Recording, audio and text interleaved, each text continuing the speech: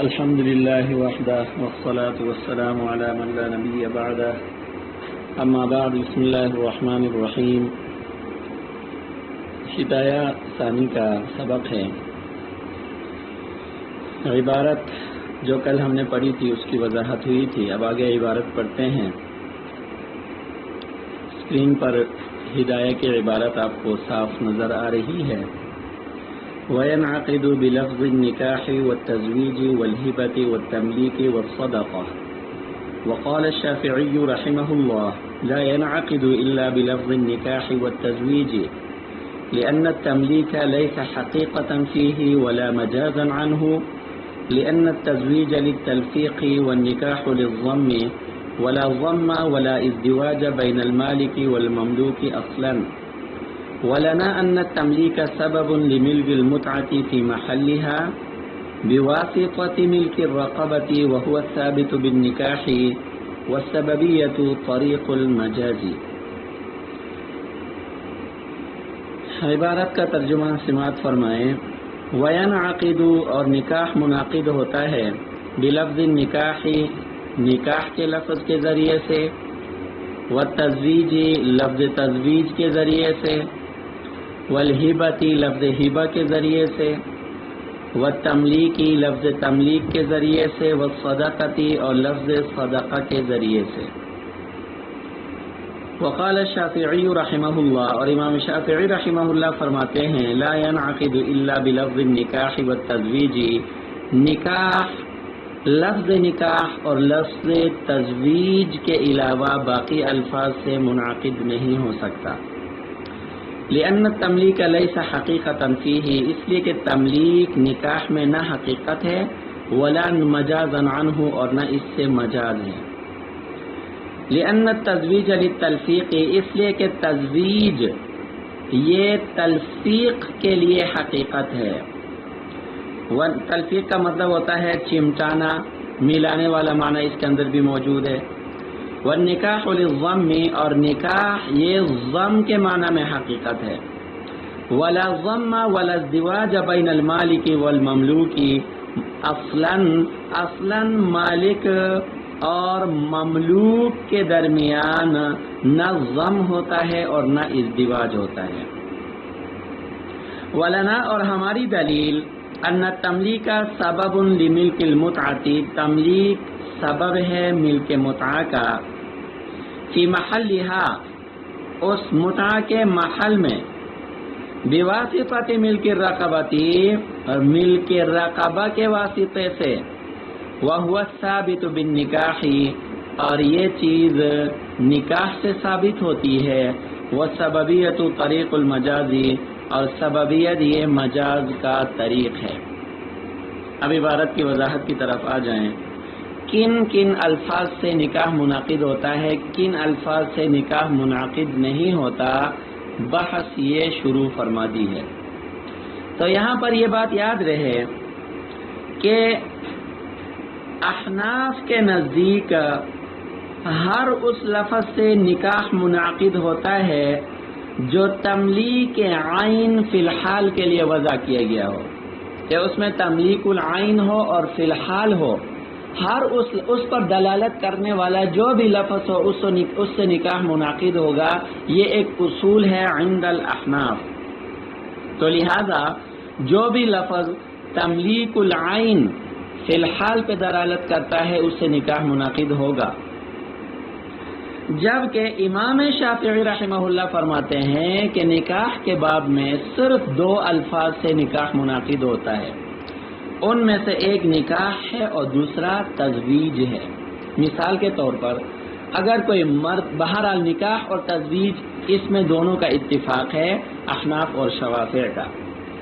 اب دیکھیں ذرا، اگر کوئی مرد کسی خاتون کو یہ کہے نکاحت کی، لفظ نکاح استعمال کیا، اور وہ کہے قبلت، تو بالاتفاق نکاح منعقد ہوگا کیونکہ لفظ نکاح استعمال ہوا ہے۔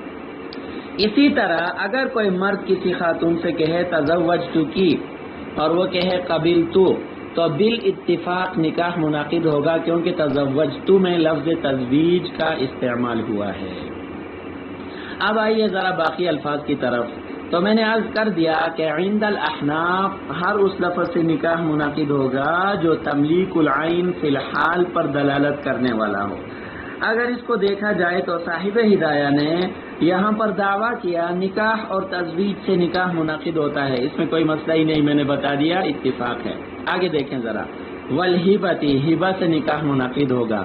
اگر کوئی خاتون کسی مرد کو یہ کہے کہ وہبت نفسی لک، کہ میں نے اپنے آپ کو، اپنے نفس کو میں نے تیرے لیے ہبہ کر دیا، لفظ نکاح استعمال نہیں ہوا، تزویج استعمال نہیں ہوا، ہبہ کا لفظ استعمال ہوا، اور مرد نے کہا میں نے قبول کیا، تو عند الاحناف نکاح منعقد ہوگا۔ لفظ تملیک سے عند الاحناف نکاح منعقد ہوگا۔ کوئی خاتون کسی مرد کو یہ کہے کہ میں نے تجھے اپنے نفس کا مالک بنا دیا، اور مرد نے کہا میں نے قبول کیا۔ لفظ صدقہ سے عند الاحناف نکاح منعقد ہوگا۔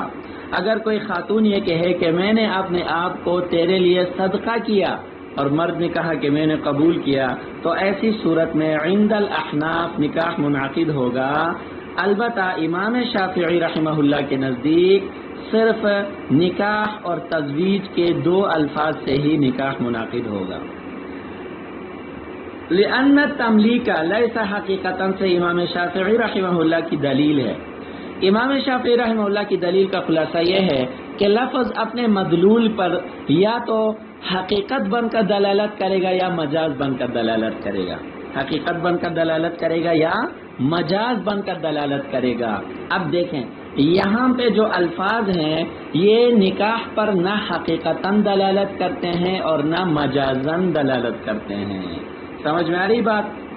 امام شافعی رحمہ اللہ نے فرمایا کہ یہاں پہ لفظ تملیک اور اسی طرح وہ الفاظ کہ ان میں تملیک کا معنی موجود ہے، جیسے ہبہ پر کا بھی موہوب لہو اگر اس پر قبضہ کرے تو وہ اس کا مالک بن جاتا ہے۔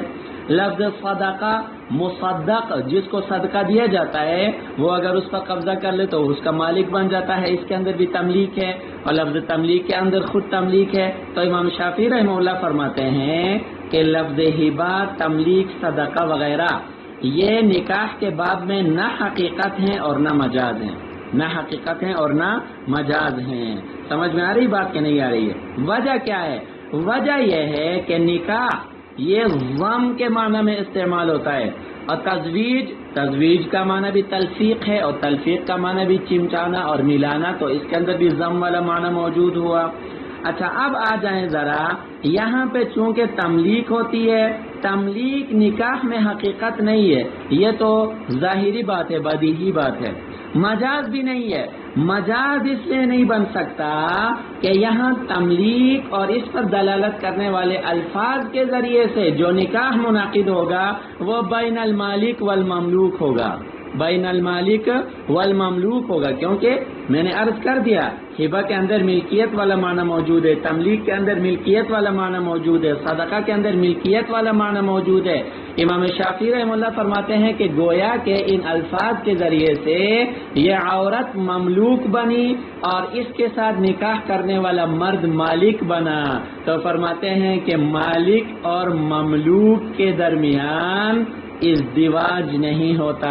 یہ آپ لوگوں نے پڑھا بھی ہے، یہ تو اتفاقی مسئلہ ہے کہ مالک اور مملوک کے درمیان ازدواجی رشتہ نہیں ہو سکتا۔ کوئی آدمی اپنی ہی مملوکہ باندی سے نکاح نہیں کر سکتا، ہاں اس کو آزاد کر دے، آزاد کرنے کے بعد اس کے ساتھ نکاح کر دے، وہ ایک الگ مسئلہ ہے، لیکن جب تک یہ اس کی مملوکہ ہے تو اس صورت میں اس کے ساتھ نکاح نہیں کر سکتا، کیونکہ مالک اور مملوک کے درمیان رشتہ ازدواج قائم نہیں ہو سکتا۔ تو امام شافعی رحمہ اللہ نے فرمایا کہ مجازی طور پر اس لیے یہ نکاح کے معنی پر دلالت نہیں کرتے کہ یہاں جو ہے یہ نکاح کا معنی ضم ہے اور یہاں تملیک ہے، اور تملیک میں کیا ہوتا ہے، مالک اور مملوک کے درمیان رشتہ ازدواج کو قائم کرنا لازم آتا ہے، اور یہ صحیح نہیں ہے، درست نہیں ہے۔ سمجھ میں آئی بات؟ احناف نے دعویٰ کیا تھا کہ ان الفاظ کے ذریعے سے نکاح منعقد ہوگا، احناف کی دلیل بھی ہے اور امام شافعی رحمہ اللہ کی دلیل کا یہ جواب بھی ہے۔ احناف کی دلیل کا خلاصہ یہ ہے کہ دیکھیں تملیک کو آپ پہلے جو نا وہ باندی پر فٹ کریں، اگر آدمی ہیبہ کے ذریعے سے، یہاں تین الفاظ ہیں، ہیبہ، تملیک اور صدقہ، ہیبہ کے ذریعے سے اگر کوئی آدمی کسی باندی کا مالک بنا تو وہ اس کے رقبہ کا مالک بننے کے ذریعے سے ملک متعہ کا بھی مالک بن جاتا ہے۔ آپ لوگوں نے تفصیل سے مسئلہ پڑھا ہے، میں اس کی مزید وضاحت نہیں کرتا۔ اسی طرح تملیک کے ذریعے سے اگر کوئی آدمی کسی باندی کا مالک بنے تو ملک رقبہ کے واسطے سے ملک متعہ کا مالک بن سکتا ہے۔ صدقہ کے ذریعے سے اگر کوئی کسی باندی کا مالک بنے تو وہ بھی یہی کام ہوتا ہے۔ اب یہاں پر یہ چونکہ باندی نہیں ہے لیکن الفاظ وہ استعمال ہوئے ہیں جو کہ تملیک پر دلالت کرنے والے ہیں، تملیک پر دلالت کرنے والے ہیں۔ باندی میں آپ نے دیکھا کہ تملیک سبب ہے ملک متعہ کا، ملک متعہ کا سبب ہے تملیک۔